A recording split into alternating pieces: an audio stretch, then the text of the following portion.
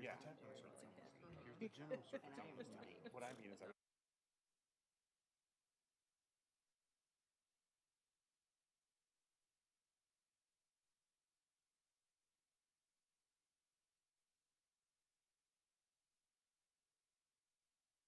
The R-1 School District Board of Education meeting. Please stand for the Pledge of Allegiance. Pledge allegiance. to the flag of the United States of America and to the republic for which it stands, one nation, under God, indivisible, with liberty and justice for all.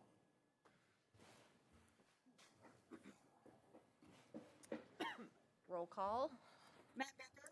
Here. Jason Clint. Here. Jake Klingensmith. Here. Christina Lindsay. Here. Bruce Weitzer. Here. Nick Vasquez.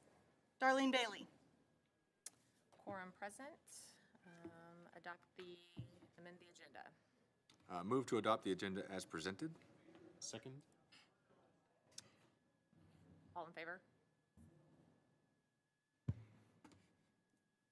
All right, recognitions. Band first, is that right? Yes. Mr. Heil?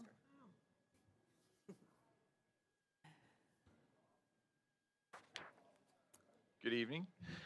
Thank you for the opportunity to be here this evening. We have several band students who qualified for and took part in, right here, guys. The State Solo Ensemble Festival in Mizzou. They did so by earning a district gold medal back in March at Liberty High School, and then proceeded to the campus at Mizzou. And they all either earned a silver or gold medal at the state level for the Misha Festival. So we've got an alphabetical list here. So performing in a percussion ensemble, Jack Anderson. Clarinet, solo and clarinet ensemble, Reagan Bailey. I'm not sure if she's, oh, hey, yeah. Also clarinet ensemble and clarinet solo, Daisy Burnham. Go ahead. Yeah. Another percussionist for the ensemble. You gotta stay there. You're not done that easy. Connor Ethan. Yep. And another percussionist, Gavin Fulkerson. A baritone saxophone soloist, Megan Greider. Our final percussion ensemble member was Carter Leidick. Another clarinetist, Elizabeth Owens, has not made it this evening. Hayden Rulon, trumpet soloist. A tuba soloist, Ethan Shoemaker. I believe he's at the tennis banquet. Charity Smith, clarinetist. Casey Springer, oboe soloist. And flute soloist, Jalen Thomas.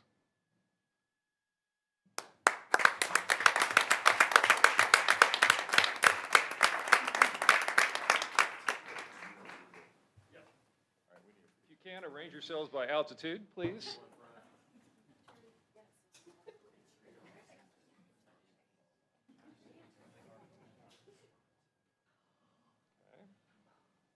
Good. I'm going to take a couple of these. Don't go anywhere, because then your parents get a chance. All right. Inside. One more. Perfect. Parents?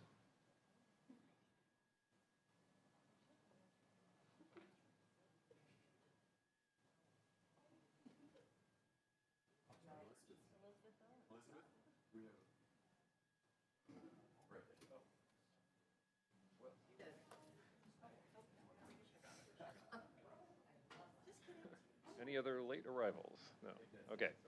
No worries. No worries. All right. We'll try this again. Okay. Great.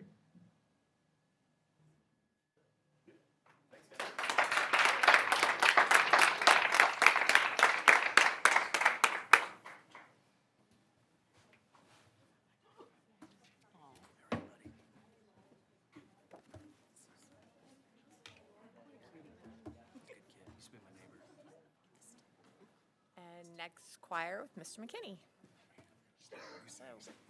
All right, and did you want me to acknowledge the state and the all-state vocal jazz in the same go, or are those two seperate things? Or were you, yeah. Okay, I'll just do it all in one go. Okay, so I'm sure Chris already went over the process for qualifying for state solo and small ensemble. It's the same thing for vocal music as it is for instrumental music. We had a whole bunch of events qualify, 15 out of the 45 that we took to districts, and it was really, really exciting.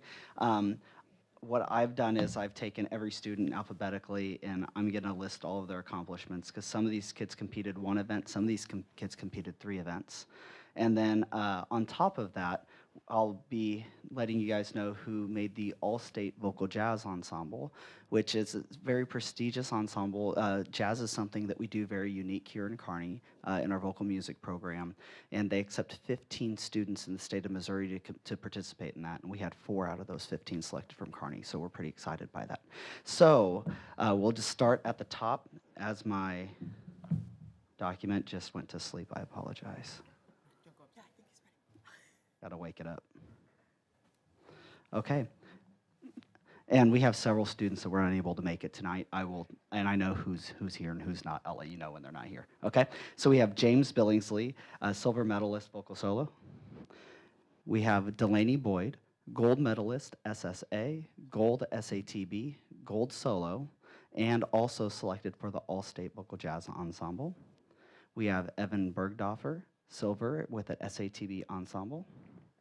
We have Audrey Coran, silver, SATB ensemble, bronze with her solo. Zuzu DeLay was unable to make it this evening, but Zuzu received a silver with the SATB ensemble. We have Irene Dixon, gold with her SSA ensemble and gold with her solo. We have Emmy Eberhardt, gold with her SSA ensemble, gold with her SATB ensemble, gold with her solo, and Emmy was also selected for the All-State Vocal Jazz Ensemble. Not here today is Tyler Eady, silver with his vocal solo. Next we have Megan Grider, who you've already seen this evening with the band, but Megan got a silver with the SATB ensemble. Not here tonight is Camille Herman, who received a gold with an SSA ensemble. Next we have James Hunsucker, who received a silver with a vocal solo. Not here tonight is Avery Janik, who received a gold with an SATB ensemble. Then we have Maverick Kearns, gold with a vocal solo. And then we have Sophia Kuzinoglu, gold with an SSA ensemble, gold with an SATB ensemble, gold with a vocal solo, and Sophia was also selected for the All-State Vocal Jazz Ensemble. Not here today is Drew Nelson, who received a gold with an SATB ensemble and a silver with a vocal solo. Not here this evening is Joshua Robinson, who received a silver with an SATB ensemble. Not here this evening is Archer Schmidt, who received a gold with the SATB ensemble. Not here this evening is Ethan Shoemaker, who was at a tennis banquet, who received a silver with his SATB ensemble. Kate Smith is not here this evening. Kate Smith was selected for the All-State Vocal Jazz Ensemble. Casey Springer is here this evening. Casey received a gold rating with her vocal solo. Not here this evening is Phoebe Taylor, who received a gold rating with her SSA ensemble and a gold rating with her vocal solo. Here this evening, we have Aiden Vasquez, a gold with his SATB ensemble. We have Nate West, who has a gold with his SATB ensemble. We have Grace Williamson, who has a silver with her SATB ensemble. And then not here this evening is Luke Zerlini with the silver in his SATB ensemble. Please help me congratulate all these students and their honors.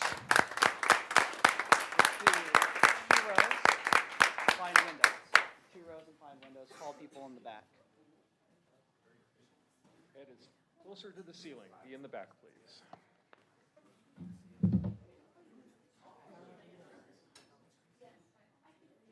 Okay. Lots of good singers. Love this. Okay. Y'all. Okay. Okay.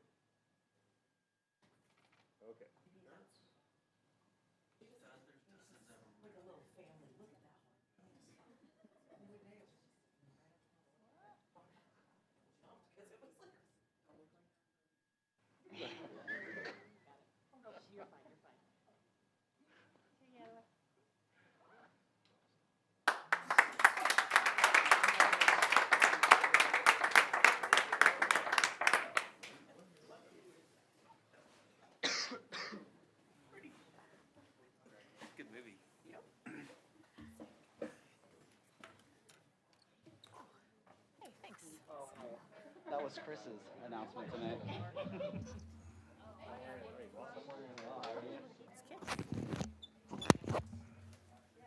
All right, there is no public comment.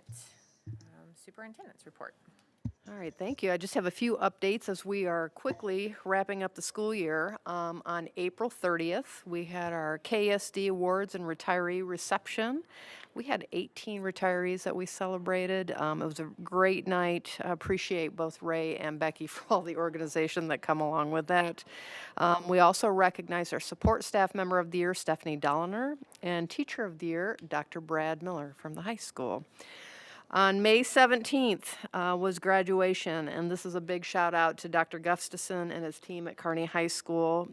For seeing 268 seniors across the finish line. It's just, that's the day we all live for, watching that milestone. This year's, a couple of bragging points. This year's graduating class earned 965 market value assets during their careers, which averaged 3.6 MVAs per student. Class of 2026 also earned a collective 1,800 dual credit and advanced placement hours. 2 students earned an associate's degree. 8 members of the class of 2026 earned a full seal of bioliteracy. $1.3 million of scholarship money was earned by this graduating class. 17 students signed their letters of intent during a May 11th event. And during the Future Teacher Signing Day on May 4th, 8 KHS seniors were recognized as part of KSD's Grow Your Own program in partnership and sponsorship with the Kearney School District Education Foundation. Just a couple of quick legislative updates. Legislative session ended on May 15th at 6 o'clock. The most significant impact of public education is that there will continue to be underfunding of the foundation formula by approximately $190 million, which will compound the impact of this year's shortfall in revenue. We are also appreciative that no additional administrative burden was placed through educational policy, so that wraps this particular legislative session. Thank you. All right, consent agenda. Move that the consent agenda be approved as presented. Second. All in favor? Information items. Bond project update. Something, nothing? Good evening. Just a quick update on the numbers. I highlighted a few this month. You'll see some in orange. What I did was some soft costs that we've been holding on to for a long time, a very significant amount of soft cost. I went ahead and moved down to deferred maintenance, which is where the Southview roof project is located now. So that savings was captured, redirected down there. And you will see, if you go clear down to the bottom on the net, we're still a positive almost $8,000. So that's very good that we were able to use our soft cost and uncommitted dollars and fund that project. The other number I highlighted in blue or teal is our arbitrage number. I went ahead and padded that by 50,000 compared to a month ago. Last month's report was the actual amount we know for sure we owe, but it is a continuing obligation until everything's paid out. So it won't be 50,000, but I put 50,000 as a placeholder just to make sure we don't go over budget there. So if you have any questions on the numbers, I'll be happy to explain. All right, thank you. Thank you. Come right back up with that financials. And financials?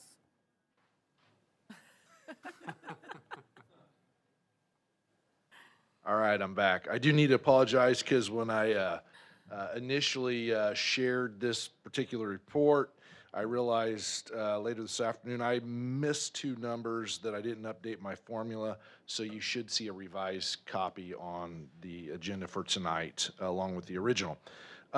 Nothing too surprising to report here. Everything's tracking pretty much as it did last year.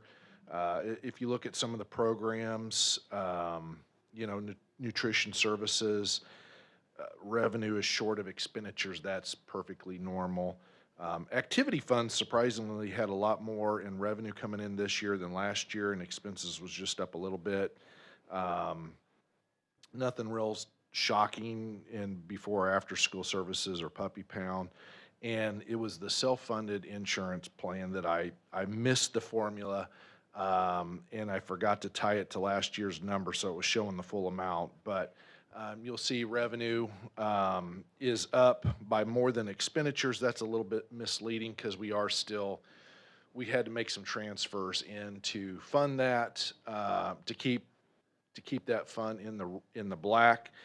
But we do hope by the time we get through June's payroll, we'll be able to transfer that back out and be okay. So with that, I'm happy to answer any questions on this report that you might have. All righty, thank you. Thank you, Doug. Program evaluation, professional development. Hello, thank you for the opportunity to talk with you about professional development program for this past school year, and later you will get to see our proposed professional development plan for 26-27. I'd like to thank Dr. Allie Stewart because she's done a lot of work over many years with a professional development plan, and I get to highlight that learning for our teachers that impact our student achievement. So, ready? Next slide. Oh, do I not have the clicker? I've got the clicker. It's been a bit since I've done this, a few months. All right, for leadership, we have truly two outcomes for professional development to improve our teacher practice and increase student achievement. Academic Services oversees and plans these. However, we like to look at what our current need is and align it to the strategic plan. And the goal is to prepare all students for success in life, but also while they're in school to help learning in that safe and caring environment. So it is the whole picture when they step in through the door until the time they leave, and how we interact with students and help them grow and achieve. So our customers are primarily our teachers, support staff, and then building administrators, because we want to sharpen the saw for everyone and make sure that we're providing the best administrators, teachers, and support staff that our students deserve.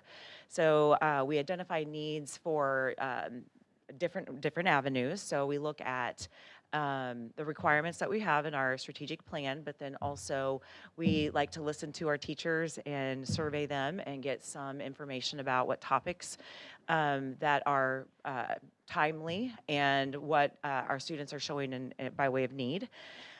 So we have provided a few days for choice-based professional development, and then we also have 21st Century Skills Team that works every month to determine what those needs look like, and instructional practices were our focus this year. So clarity within highly aligned professional development practices for instruction. So then there are 4 pieces, objectives that align to the strategic plan when you talk about professional development.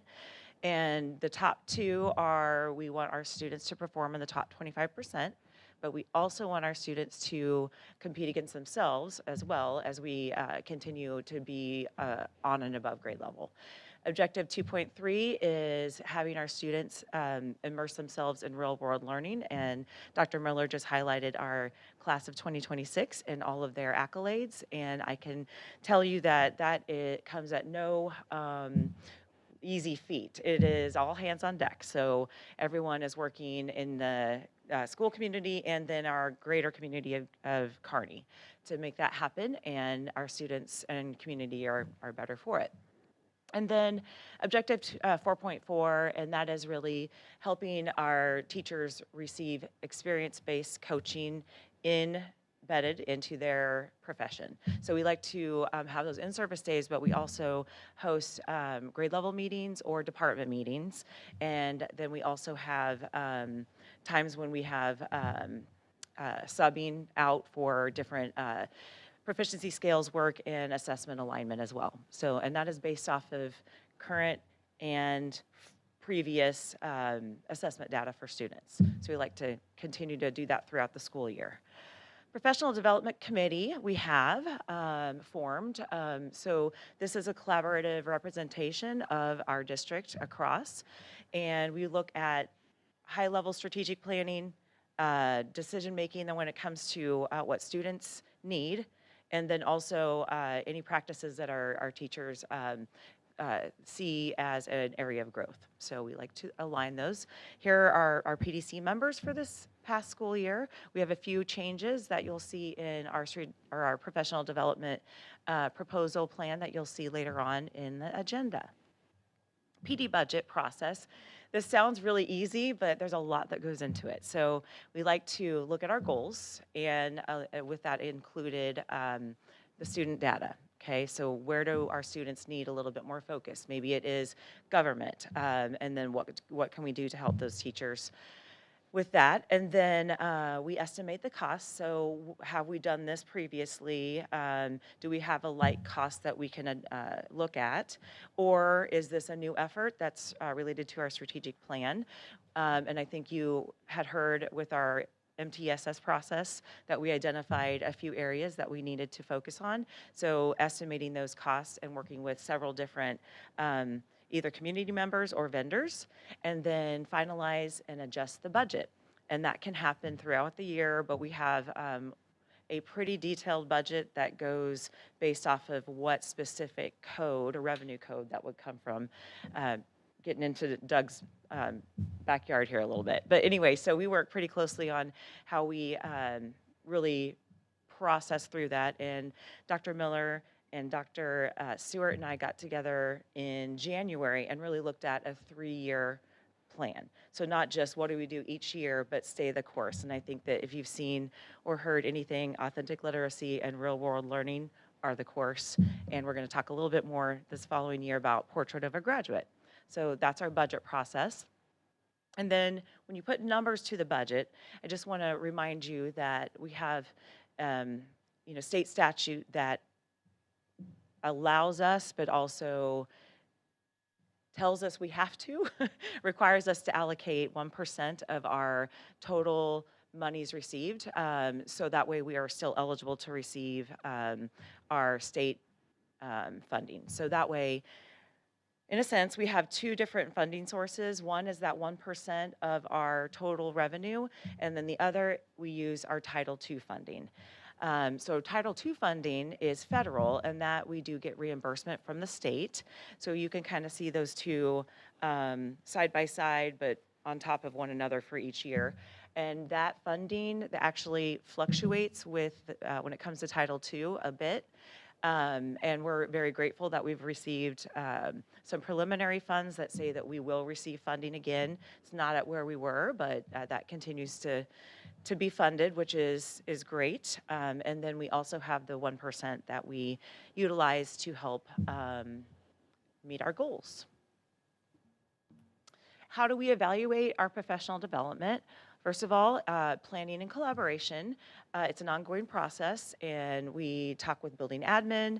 We do, like I said, surveys, so that needs assessment. We do surveys on, this year it was every single day, and just got feedback from every facet, I guess, of each one of those professional development days. And we presented those to our district leadership team in February, and that was awesome to kind of see where places were well received and others that we can continue to focus in on. And then, like tonight, we bring it to you for board accountability, so that way we can look at, and then also student impact. So really, if we're doing it right, if we're doing it correctly, and we're finding the needs and we're addressing those, and we're putting our funds towards that professional development in that area, we should see a strong student achievement and growth impact. So I'm going to share with you something that you've already seen and then something new. So this is something you've already seen several times. We are able to hit that top 25% goal in 4 out of 4 content areas. We really look at state assessments, our common assessments, and then national normed assessments like NWEA. So what I'm going to do now is show you again our within the top 3 in our peer group in all 4 tested areas as for MAP. Then I wanted to share again our ACT. We are in the top 2 in our cohort peer group. And now I get to share with you some exciting growth data and achievement data that is brand new as of ending third quarter, start of fourth quarter. So this is our students currently just a few weeks ago. So anyway, this is growth and achievement for math. And so if you can see it, it talks a little bit about the top arrow is growth. And so when you're in the green and you're above 60th percentile, that means your students are hitting high growth. And this is from fall of this school year to spring. And then if you look at achievement, we have high achievement in the fall, but even higher in the spring, so 70th percentile. So this is overall district math. We do our NWEA up through 8th grade.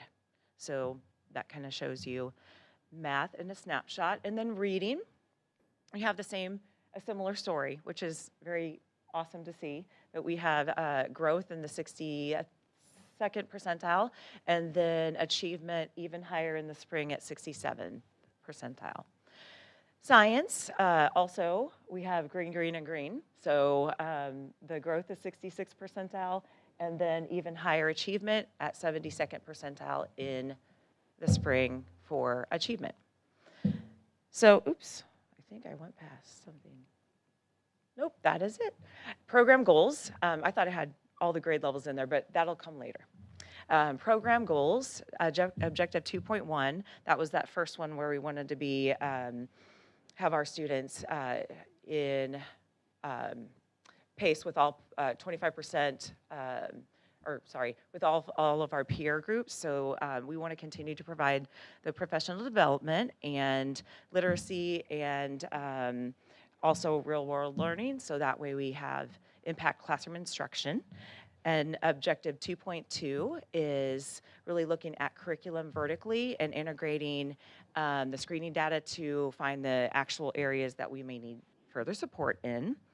And then providing those target professional development for any grade level or specific building.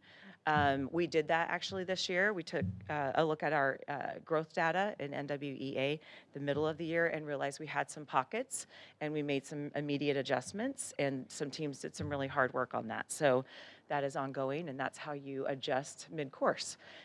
Objective 2.3, and this is those career pathways for real world learning and project-based learning, and strengthening that at the elementary level, looking at how we can utilize time in our day to put that into the language of learning with our elementary students all the way up through, because I think we do a really great job at the high school level and starting at junior high, but what are some opportunities at the elementary level? So working on that this coming school year.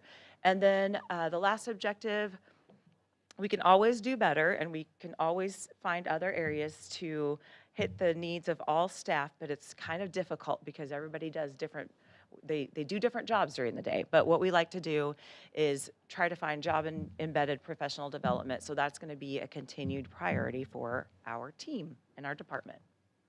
So what questions do you have? I feel like I talk really fast, sorry. When you survey your teachers and they tell you what it is that they're looking for, what's the one thing you feel like you're not able to get? You know, is there something that they're asking for that we just haven't figured out how to fulfill as a part of professional development? I would say we always want more money, and we always want to have specialized groups doing more throughout the year. So that's always something, you know, just networking, because we have larger conferences, right, that they go to, and that can be pricey. So sending all teams at the same time isn't really cost effective. So it is about juggling the load of who gets what when. And so I think the biggest piece is understanding the needs, but then also balancing that with teacher wants, right? So I think that, yes, we do have a rotation now that has been put in place, but I think when you look at some of our specialized groups, they would love to all go to all conferences, and that's just not feasible with the budget that we receive. And then really balancing that with I think a lot of secondary and elementary have very specific needs, and then making that a cohesive system, I think, has also been a challenge, not just here, but in my previous district. So I don't know if that answered your question, but I will add that Dr. Utek and Dr. Stewart have done an excellent job of trying to look at budget resources. One of the things teachers ask for all the time is just time. Time to work together, to unpack standards, look at assessments. And so they've been really, committed to trying to find time for teachers. And I think that's showing in results too. I would say about half of our budget goes to just teacher autonomy and subbing and or getting them together on those. I was trying to figure it out, but I think I can get you that number in the board update. But we put a lot of money and resources into our existing staff because they get the job done and they work really, really hard. So having them in front of the data and in front of the standards it works. So we want to make sure that we don't clamp onto the next new shiny thing, bring it in, drop it in, and it doesn't fit what we need. So that is also the balance. So. All right, thank you. I'll get you more information in the board update. Thank you. Next program evaluation was for school and health and wellness, and it was written. Any questions? All right, action items. Approval of the preliminary budget for 2026-2027. Move to approve the preliminary budget for 2026-2027 school year as presented. Second. Rep. All right, I'll offer a few comments as far as where the numbers came from. First, I'd like to say this is preliminary. We have a forecast for the current year, which is likely to change by next month, and we have a budget that for next year that's going to be impacted on how we finish this year. So, a couple of things. First, I'll take your attention to the bottom line, because let's face it, we all want to know what the bottom line is.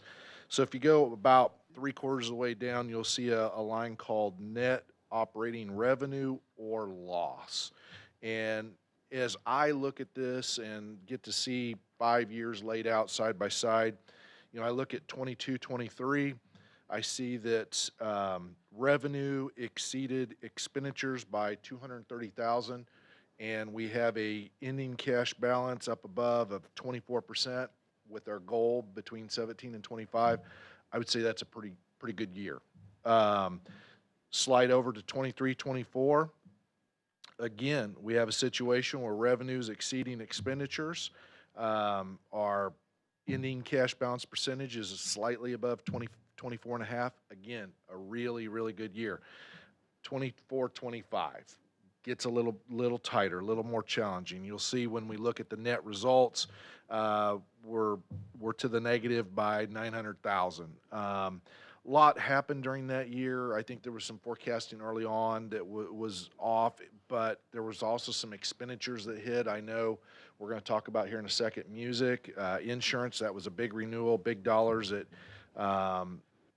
although we might have budgeted for, we didn't necessarily think they would come to fruition. So 24, 25, obviously, ending cash balance dropped by almost 2.5%, leaving us at 22.21. That takes us to this year. And we all want to know, how are we going to end this year? You will notice that right now that percentage, I've upped it a little bit compared to my other report because I did this one last. It's up slightly over 19. I still think it's going to inch a little higher, but I'm still going to be conservative until everything flushes out. Right now, the number for SAT is 6,900. I know almost the entire year I was saying it's going to go to 7,145. It's going to go. It didn't happen, and now everybody's pretty much saying be happy with 6,900. There is a chance it could go up at the very end, but it's going to fall on the June payment. So might go up a little bit. If it does, the ending cash balance percentage might go up just a hair. And as the final expenditures come in and hit the books, hopefully we'll have a little bit of savings there as well. So I'm telling you, 19.08% today. Hopefully next month when I'm before you again, I have a slightly better number for you. And then as we look to next year's budget, obviously, depending on where we end this year impacts on where we will be next year. So if we can get another 0.5%, 1% on our ending cash balance, and the spread be a little bit different between revenue and expense, next year will shape up to be a little bit better as well. Because obviously, you look at that 15.5% projection today, that's not very encouraging. But that does take into account that we are going to get a cut in SAT down to 6,800. Hopefully, it doesn't go that low. It could go lower. But I was on a meeting today, and my colleagues pretty much all felt like 6,800 was what we should expect. So still could change. It's a long ways off, but that's probably the safe bet as of today. Just to give you a little detail of the thought behind the planning for the revenue and expenditures for the next budget year, you'll see that for local revenue, I think we'll get about a 1% increase, as well as with the county. Where we're really going to feel it is on the state side. It's likely to go down 400,000 with our early estimates. Federal, I have a 1% decrease on that as well, which isn't a huge amount. So overall, you'll see that revenue compared to current year that we're wrapping up versus next year would be an overall decline of about 140,000. Then we drop down to expenditures, and I tell you, we've had a lot of conversations on how to control expenditures for next year, and we really want to do more on salaries, and we will if we can, but for now, we're being very conservative with that number. Basically, through attrition is how we're funding most of our salary increases for next year. I do think we'll still trim a little bit off of our overall certified salaries. You can see that's down 1%. Same with non-certified positions. Where we are going to get hit, and it'll be discussed here in a little bit with our insurance renewal. I think we should plan for at least a 10% increase with health insurance as far as the district's obligation. Other benefits, I think we can hold steady. Purchase services, some of those costs are out of our control, such as our renewal with Durham and SFE. So I do have that going up 2%. Going down, I do think we can control that supplies line item and reduce it by 2%. We're still working through budgets as we speak and finalizing them for next year, but I think there's some savings there. Utilities, which includes gas, do have a 10% increase there. Hopefully things will turn and that number will be too high, but for now I've plugged in 10% as a placeholder. Doug, you said, I'm sorry, I'll lose my spot. You're saying that the 10% is because that's where your I think gasoline is? That's where you're seeing that? Okay, I was going to ask why it was so much higher. Yeah, and I'm sure at the end of the day our electric expense and stuff is going to go up slightly as well. At least I'm going to hedge my bets on it. It rarely goes down. So most of that, though, is in gasoline prices. So if that gets resolved soon and gas prices drop, then woohoo, we got more money. And so by next month, that all could happen. And if so, I'll readjust that number.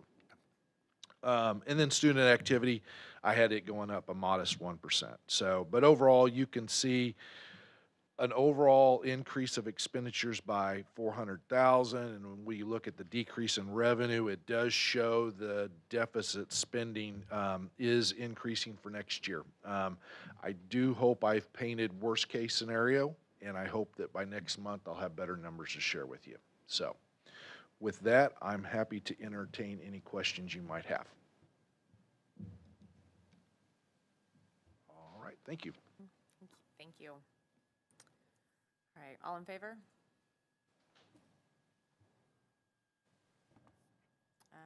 Approval of agreement with music.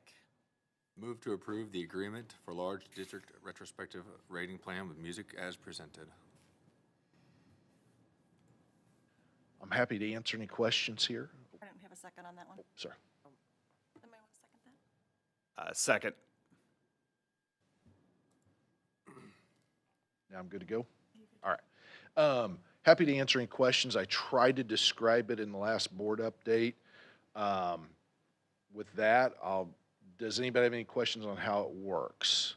Or are there any concerns that this program may not work well for us? Doug, I know you mentioned that you and Eric had went out and looked at a broker potential and that there was some risk there, but I'd just like to understand reward side of that as well, because right now, even if there's some risk there, this looks not great. And like, we can't sustain it. We just, looking at the budget number right there, if increases in music are gonna eat up, you know, we could move mountains in terms of all the little things that we can tuck and save here and there, but if all of a sudden music is like, nope, here's another $200,000 raise, we can't sustain that for, in my mind, another year. And it is true. We got hit hard back-to-back years. Right now, the early number they've given us is an 8% increase to plan for next year. After they've doubled it in less than 3 years. Yeah, it went up very significant, yes. I do think that this program, again, they're going to take that $1 million that we put in, which was more like $500,000 3 years ago, and they're going to set aside $470 for our claims, or approximately $470. So if we have a really good claims year, which just based on our 5-year average, that number's $170. So if we got $470 sitting in that claims pot and our actual incurred is only $170, we should be getting $300,000 back. So $1 million minus $300,000, it won't come back in this year. It'll come back down the road, but still, if we net it out at $700, to me, that's much more reasonable what we should be paying for our insurance and not $1 million. So are you saying that with this program, the net would be less than the potential of exploring other options? That's hard to say. And we can still, I had a broker in and we talked about doing an RFQ, and that's still a possibility. If we go down that road, we would look at having them start January 1st, which is when this coverage renews. And we could definitely include music in the process to see if they, you know, if there's anything else on the table they could bring to us to help save us money.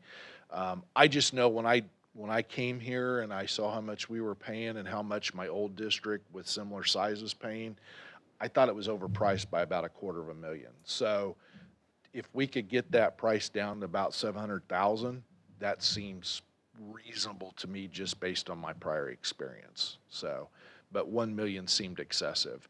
A broker, it's possible that the nice thing with the broker is they can shop around and get different carriers, and then we can also customize our coverage. Music, you've got their boilerplate of what they offer, and that it is what it is.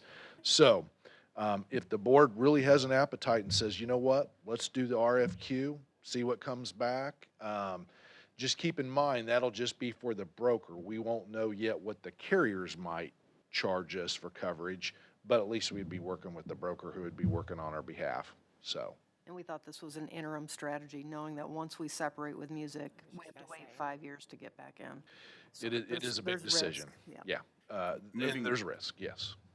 Well, I hate that we've turned our health insurance into like a FanDuel account where we're betting on having good years and bad years. But my question is about music specifically, is if you move forward with the RFQ, is that your separation for music? Is that, or could you still have the option, you can go through the RFQ, you didn't like what you saw, you can stick with music, what you have? Where's the separation point? Absolutely. You could do the RFQ and decide, you know what, we're just going to stick with music because what we hear isn't going to put us in any better position. The only problem is we won't have real numbers to judge by. I mean, if we're doing it to try to save money, when we select our broker, they're not going to be able to say, okay, your renewal is going to be $750,000. And so if we do it, we won't be in a position where we can make a judgment based on music versus something else. It'll be still music versus the unknown. Yes.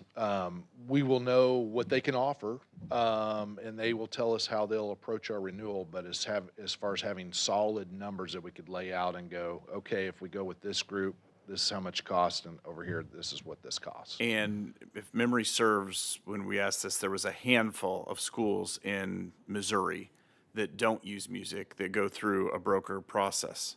Correct. Have we reached out to any of them to find out what they pay?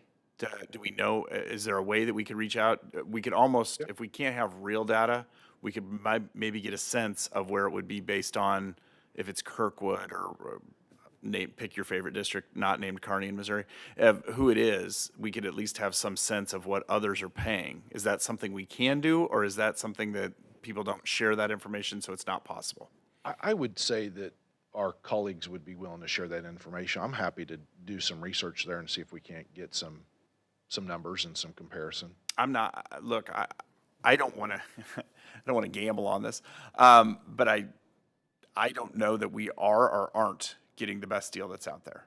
And I just know that it keeps going up so much that it makes you wonder, what else is out there. So I'd at least like to have some sense of what the others, the few, and it doesn't sound like there's many, but what the other few, what their experience has been, to kind of gauge whether or not, okay, no, we're going to try this scheme here, or no, we think, based on what others have seen, maybe an RFQ could not substantially, but save us money.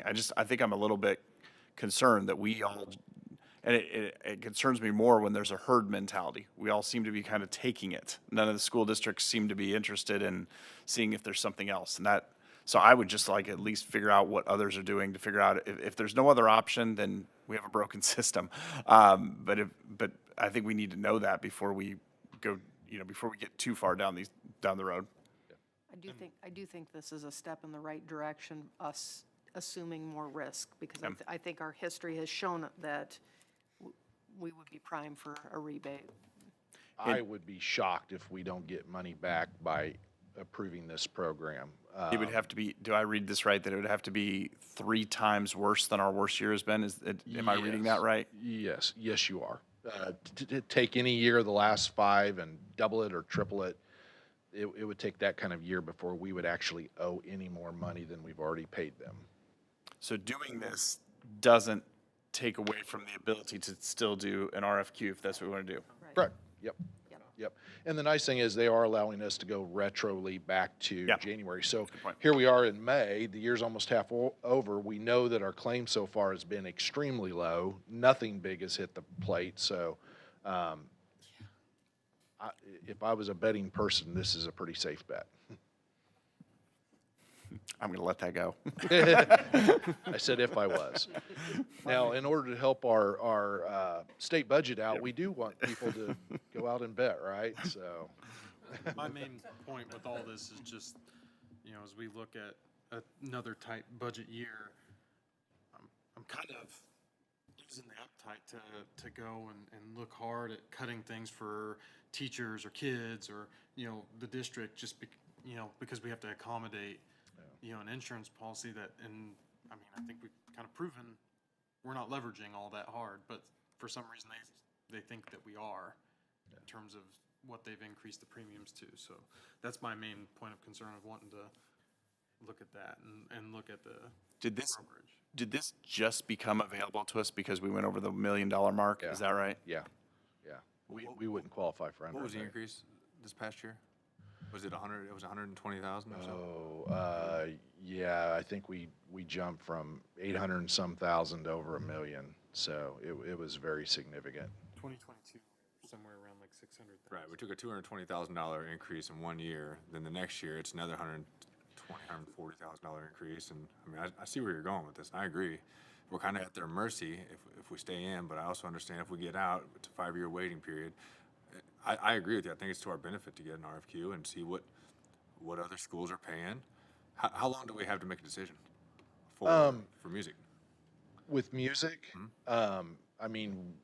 if we do nothing, we just stay in the program. I forget which month we bring it for board approval. I think it's in November when they have the renewal numbers for us. We share those and ask the board to approve the renewal. So we have time. So we can definitely make it a priority to do an RFQ, see what brokers would be interested in our business, see what they have to offer, and decide whether or not we just want to stay with music another year or go another route. So I'd like to propose that we do research with other districts first, layer it. Yeah. Research with other districts do research. first, and then determine whether an RFQ is appropriate. because we might find that some of those districts got out and wish they wouldn't have. That's exactly right. Yep. And they're locked out for 5 years, and maybe they're counting the days before they can get back in. So, yeah, I like that strategy. I'll do some research, find out what other districts have made the leap, and give you some feedback. You said that you thought it from your old district in Kansas that they were paying. You thought it was about 250 grand too much. Yep. Is there something in Kansas? Is it just is it the Kansas version of music that they use over there, or is there something that? No, I was just obviously my former district. We used a broker, but we had very low mod factor for work comp, so we were paying like 60,000-70,000 for our work comp coverage, and here it's way over 100,000. So claims has an impact. But the nice thing with a broker is you can sit down with them and tell them, what can we adjust the coverage, go higher with the deductible, maybe add something else to it to save money. Whereas music, it's just, there's their plan. So, but I think music's downfall was, if you look back historically, they left rates unchanged for years and years. I think they went like 20 years without an increase. It was crazy. And I think they should have been, over the years, at least doing a 1% increase, so that when that really bad year hit with all the tornadoes and everything, they had a little bit better reserves build up. But that's just my personal opinion. I like slow and steady rather than the cliff where they just clobber you with the 20-30% increase. So since we have a motion on the table, do we need to change that? I think we could still vote Yeah, I think as this is. still Putting us into into that. the- to move into the plan that agreement we're with in. music. Yep. Because we've already hit this, so we approved the deal in November, but this is something that you're gonna research before we come to this November. For the renewal in January. Yeah, what we're approving tonight would layer on to the current coverage and give us an opportunity to get some of that money back. Okay. All in favor? All right, thank you. Thank you. Thanks, sir. Approval of career ladder plan for 2026-2027. Move to approve the career ladder plan for the 2026-2027 school year as presented. So I provided the career ladder plan before you that I'm asking for approval for, the district's asking approval for in our board update. Minor changes, been a lot of dates updated, a few tweaks to some of the plans to offer a little bit more flexibility, but for the most part, it's the same plan we had this year for next year. Went ahead and applied for $500,000 with the state, which would fund 100 stage 3 plans, which we haven't had that. We usually run about 80 to 90 plans, and not all of those are stage 3. If we would have that many stage 3 plans, that would cost the district about $200,000, which we put into our budget, and the state will reimburse us the 60%, the additional $300,000. Any questions about the career ladder plan? All in favor? Thank you, Zach. Approval of health insurance rates for 2026-2027. Move to approve the health insurance rates for 2026-2027 as presented. Second. So as we discussed at our work session, again, trying to offset the high cost of some of our healthcare costs, not only the providers' costs going up, but also some of our folks that are going through some pretty bad stuff. Their claims have been high. So worked with Doug and our broker USI to look at with our underwriting to try to find that sweet spot where we can discontinue putting in district funds to cover our claims costs. So we feel like asking for the board to put in another 15% and go from $650 per employee to $750 to help offset some of the costs, because we've had to increase our premiums to set that rate where we can cover our claims costs, like I said before. I do feel like this is going to be the sweet spot for us. Hopefully, barring any tragedies moving forward, that we're able to kind of stay flat here and also build some balances. So I feel like this is a good spot, and I still think like this is very competitive and much lower than some of our competitors as far as what they're paying on insurance as well. So Any questions about these rates? This is in the budget we just approved, right? Did I read that? Correct. Yep, there it is, okay.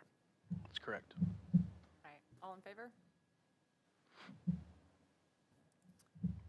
Approval of new positions, grant coordinator, technology support technician, and specialist.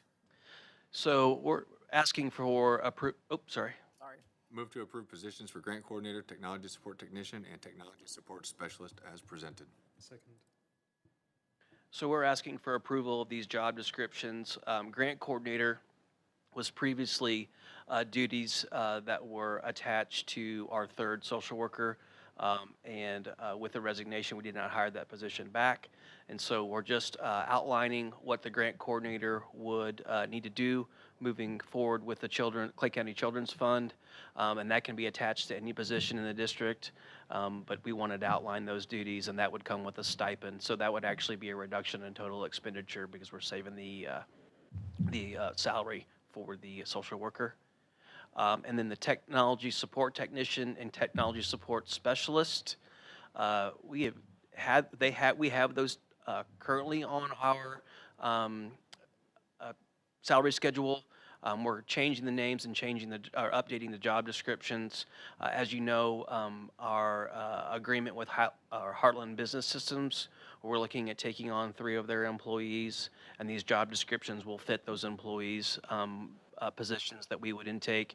Looking at the cost of the budget as well, we do have that 20% buyout that we'll talk about at our next meeting. That would be an upfront cost, but over 4 to 5 years, we'll actually end up saving money, including benefits with this change to taking Heartland Business Systems employees and making them Kearney School District employees instead of contracted service.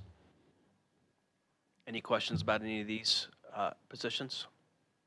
So am I approving a job description? Is that Essentially, yes. Okay. Yes. All in favor? Thank you. Approval of the 2026-2027 professional development plan.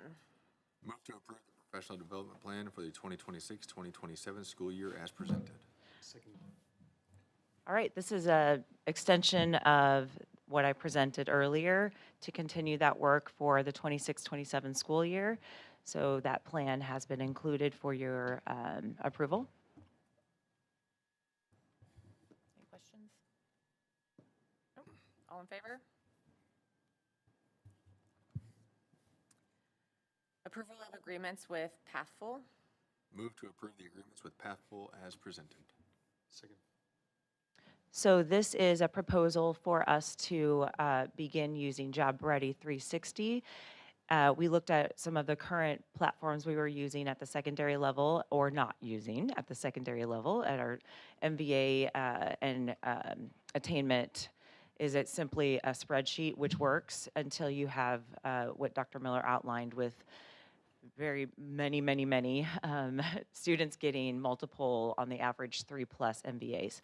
So tracking that is one thing, but then also being a steward with our community members and having that ease of being able to see that information through our student information system for them to also track on their end. And we took a look at U-Science, which is currently being utilized not to its extent at the secondary level, mostly middle school, and with able to bring in agilities at a free cost for that would mirror that work. We actually, in purchasing Job Ready 360, can save the district some money and streamline our process, so that way our MVA tracking is open and everyone can take a look at that and it becomes part of their transcript.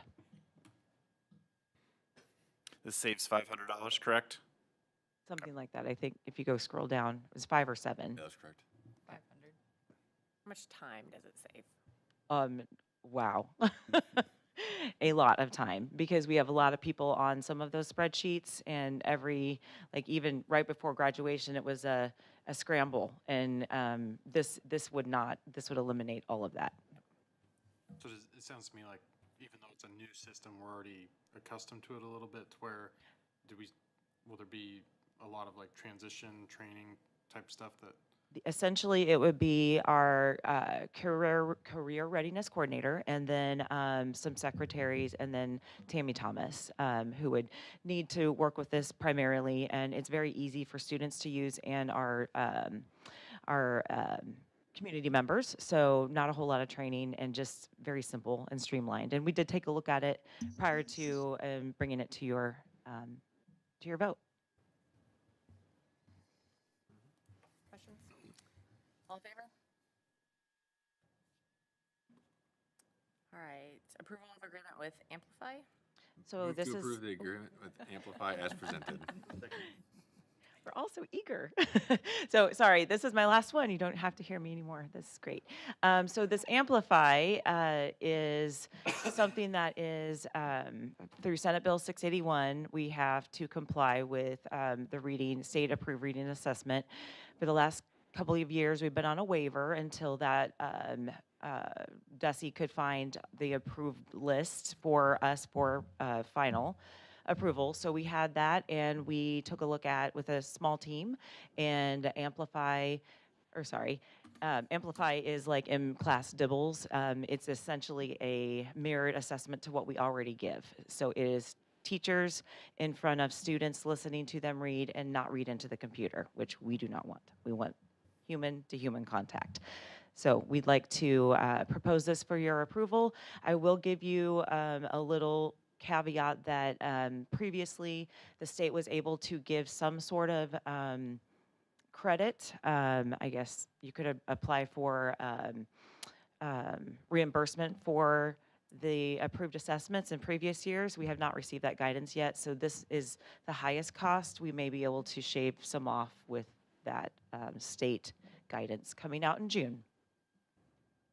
But even with that, you're expecting it to save $8,000? Yes, because what we had before, the program is very similar, but we can now use that just for math, so we can cut it down. If we keep going, we'll make up this music deficit here shortly. That's what we're trying to do. Every day, click away. All right, all in favor? And ratification of over $50,000 for Chromebook purchases. Move to ratify the over $50,000 Chromebook purchase as presented. Second. Any questions? It's ratification. Are there any questions? It's a ratification. Is this less, I understand this is less than it would have been, right? Because we are buying less of these, correct? Everybody's looking at Ryan, so I hope Ryan has the answer. Well, this was to lock it in bought 'em earlier. so Right. We bought them they're earlier. the pricing. But it's less though, right? Or we're buying a smaller number of them because of the Buying change. fewer than last year. Thank you. 900 at the high school last year, 600 this year, 620. Since we do have some large classes coming in next year, this was to lock in a price that would have gone way up had we waited. So Continuing with the theme, this will save $50,000. it will. Good. All right, more questions? All in favor?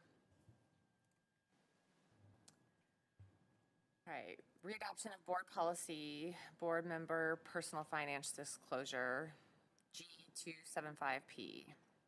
Move to rescind effective July 1st, 2026, and readopt effective July 1st, 2026 of board policy, board member personal financial disclosure, G275P as presented today. Second. This is a policy that gets approved every year.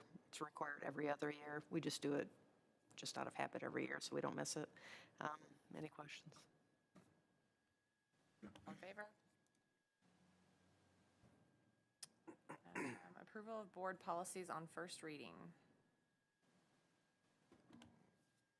Move to approve board policies I-125P and S-100P on first reading as presented. Second. And really, you have two policies here for your consideration. So S100P, it's really kind of nice. What it does is it allows the school district to allow contracted providers, SFE or Durham, allow their children to attend Kearney School District. So we think that's a good benefit, especially for some hard-to-fill positions. The second is I-125P, which has to do with special education in Section 504. And really what it allows is the designation of a young child with a developmental delay, that designation to continue up into elementary school, where previously we would have had to make a determination prior to that. Questions? All in favor? Approval of board education representative to KSDF. Move to approve the appointment of Nick Vasquez to the position of liaison to the Kearney School District Education Foundation for the 2026-2027 school year. Second. All in favor? That's what happens when you don't show up to a meeting. Approval of board education representative as MSBA delegate. Move to approve the appointment of Jason Clint as MSBA delegate for the 2026-2027 school year for the Kearney School District. Second. All in favor? Abstain?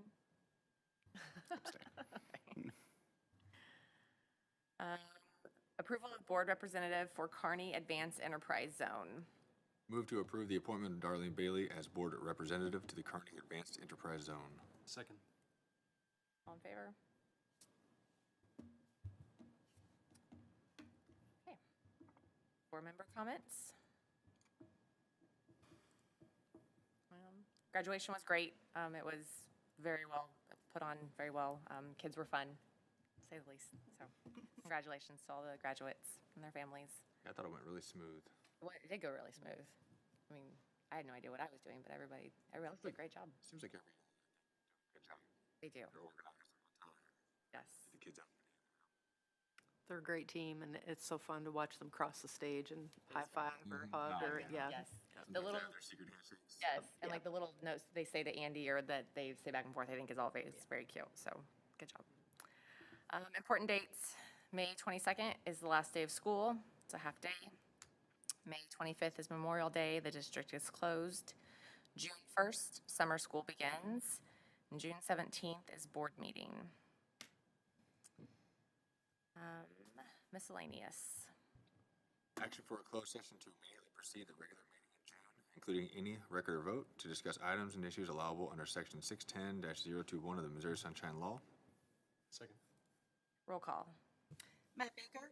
Yes. Jason Clint? Aye. Jake Klingon-Smith? Yes. Christina Lindsay? Yes. Reese Schweitzer? Yes. Nick Vaskus? Darlene Bailey?